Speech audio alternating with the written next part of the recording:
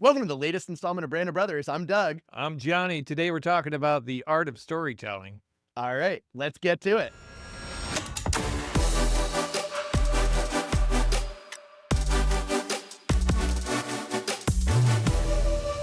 So, Doug, we recently released a article on our blog, the Brand of Brothers blog, um, talking about storytelling, specifically the art of storytelling in branding. And I wanted to ask you why.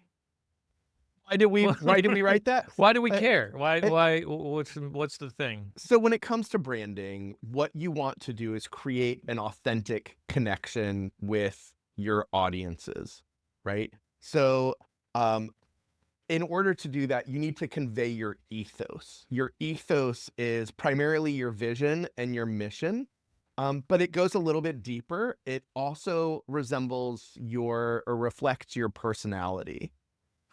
So, give me an example. Like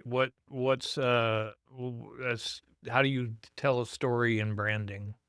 Oh my, how do you tell a story in branding?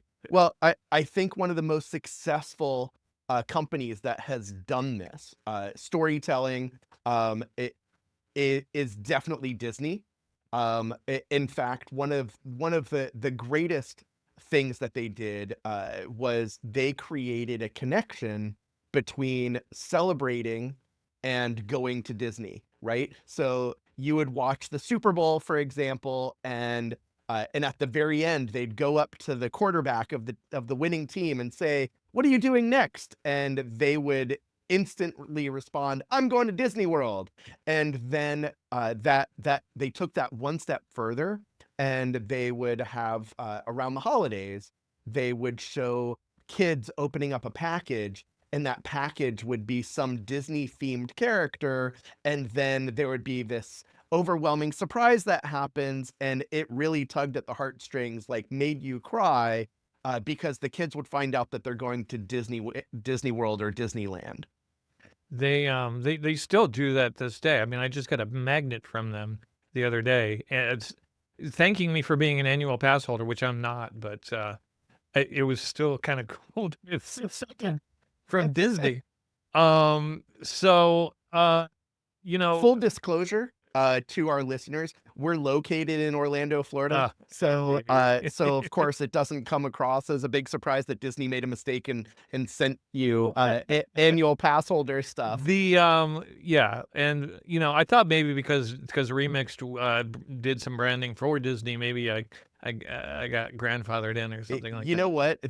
I gotta tell you, we worked with Disney for almost a decade, and I can't remember what we got for free from them, because there was so little. They do all of their like marketing and stuff in house now. They did. Yes, they brought everything in-house. I can't remember, maybe 5, 10 years ago. But enough about Disney. So when you're working on the storytelling, uh, I imagine that there are certain things that you're trying to convey in the story. Like what, when, is it, I like to think of it as all the things that you need to put on a flyer, like when you're like making a band flyer, like where is it? What is it? When is it? Who should be going to it? Yeah, Uh, you're hitting on all of the aspects of a brand narrative that are necessary to connect with respective audiences. Spot on. It's the 5 key questions. It's not always going to be who, what, when, where, why, and how, right. right? Oftentimes the how is your call to action. The why is baked in there somehow as well. The who, that represents both you and the consumer, I should say the brand and their respective audiences.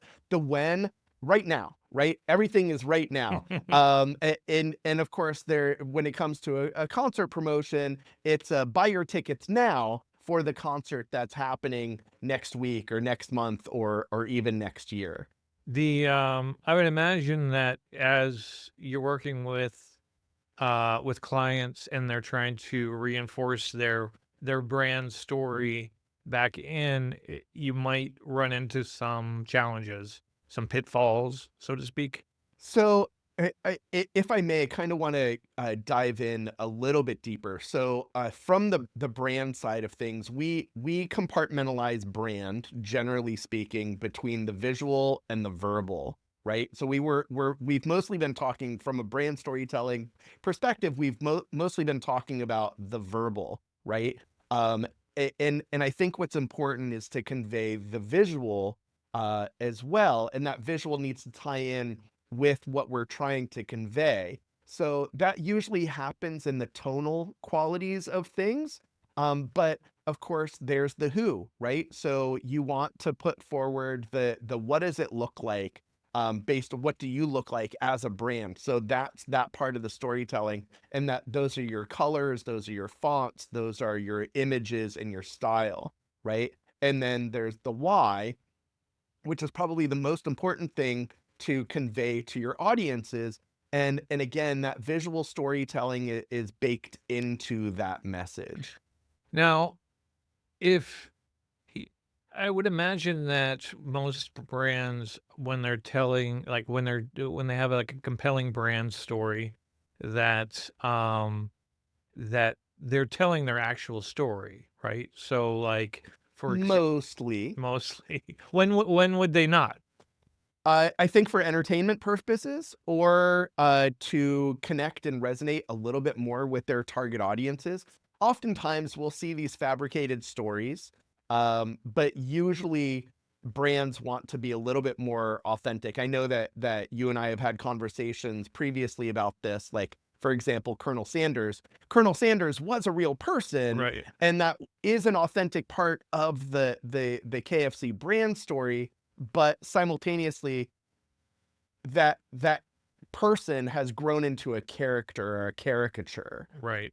We it calls them we're called the because we live in Orlando. We grew up with when Pleasure Island became a thing, Right. and I remember that there was a character created with Pleasure Island. It was Merryweather Pleasure was his name, and he was sort of the creator of Pleasure Island and all of its. And he actually opened the Adventurers Club, and so I loved going to the Adventurers Club. So I've heard his stories many, many times. But they don't have that brand anymore. They lost that sort of storytelling part of Right. Pleasure Island, and now it's Yeah, they got Disney Springs. Yeah. yes, it is Disney Springs. They got rid of it for a number of reasons, right? So, one of the reasons was because, well, they wanted to create this ridiculous shopping complex.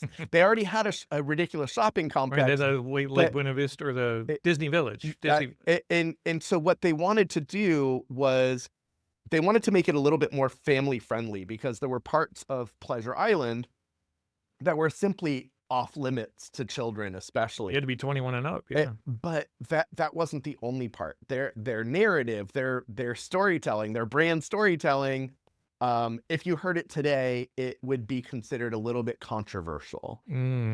Interesting. Yeah. Well, Disney doesn't like controversy, that's for sure. Definitely not. And I got to be honest, for the brands that we work with, neither do I. That's true. Thank you for tuning in to Brand of Brothers. A big thank you to our presenting sponsor, Remix, the branding agency, along with production assistance from Johnny Diggz, Simon Jacobson, and me, Doug Berger. We can't forget music by PRO. Speaking of not forgetting, remember to do that like and subscribe thing, and find us at brandshowlive.com and follow us on the socials at Brand Show Live.